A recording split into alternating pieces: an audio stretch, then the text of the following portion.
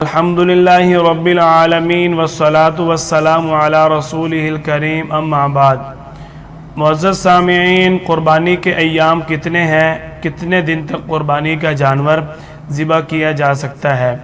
ان کے بارے میں سورۃ الحج آیت نمبر 28 کے اندر اللہ تعالیٰ نے فرمایا لِيَشْهَدُوا مَنَافِعَ لَهُمْ وَيَذْكُرُوا اسْمَ اللَّهِ فِي أَيَّامٍ مَّعْلُومَاتٍ کہ تم نفع اٹھاؤ مقررہ دنوں میں مخصوص چوپاؤں پر اللہ کا نام لے کر۔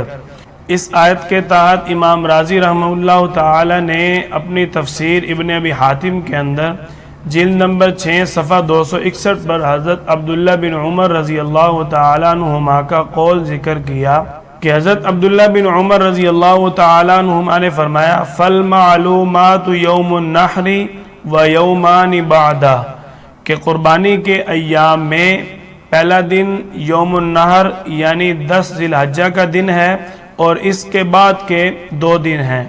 دوسری حدیث مبارکہ صحیح بخاری جلد نمبر 2 صفحہ 835 پر حضرت سلمہ بن اکوع رضی اللہ تعالیٰ عنہ روایت کرتے ہیں کہ نبی کریم صلی اللہ علیہ وسلم نے فرمایا تم میں سے جو شخص قربانی کرے اس کو چاہیے کہ وہ قربانی کے ایام 3 دن سے زیادہ اپنے گھر میں گوشت نہ رکھے۔ دیکھیے اس حدیث مبارکہ سے یہ بات واضح ہوتی ہے کہ ابتدائی اسلام میں جب آپ صلی اللہ علیہ وسلم 3 دن سے زیادہ گھر میں گوشت رکھنے کی اجازت نہیں دے رہے تو پھر تیسرے دن کے بعد پورا جانور ذبح کرنے کی اجازت کیسے ہو سکتی ہے؟ اور 3 دن سے گھر میں گوشت رکھنے کی ممانعت کیوں فرمائی؟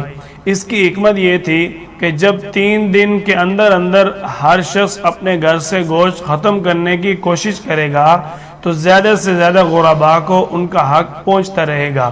یہ آپ صلی اللہ علیہ وسلم کی حکمت تھی۔ اب بعض لوگ یہ کہہ دیتے ہیں کہ آپ صلی اللہ علیہ وسلم نے بعد میں 3 دن سے بھی زیادہ اپنے گھر میں گوشت رکھنے کی اجازت دے دی تھی، تو ایسے لوگوں کو یہ بات سمجھنی چاہیے کہ گوشت تو بعد میں پورا سال بھی رکھنے کی اجازت ہے، 3 دن سے زیادہ چاہے 5 دن 10 دن مہینہ جتنے دن مرضی رکھیں، لیکن قربانی کے ایام تو 3 دن سے زیادہ پھر بھی ثابت نہیں ہوتے۔ اور 3 دن سے گھر میں گوشت رکھنے کی ممانعت کیوں فرمائی؟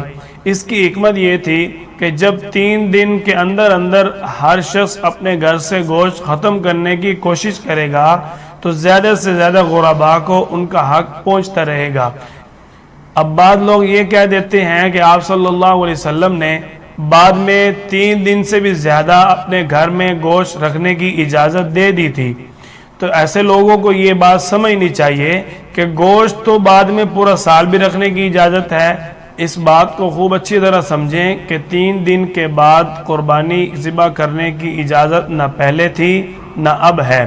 کیوں؟ حضرت عبداللہ بن عباس رضی اللہ عنہما نے فرمایا کہ النحر یومان بعد یوم النحر وافضلها یوم النحر کہ قربانی کے ایام یوم نحر اور اس کے بعد کے 2 دن ہیں، اور زیادہ فضیلت یوم النحر یعنی 10 ذی الحج کو قربانی ذبح کرنے کی ہے۔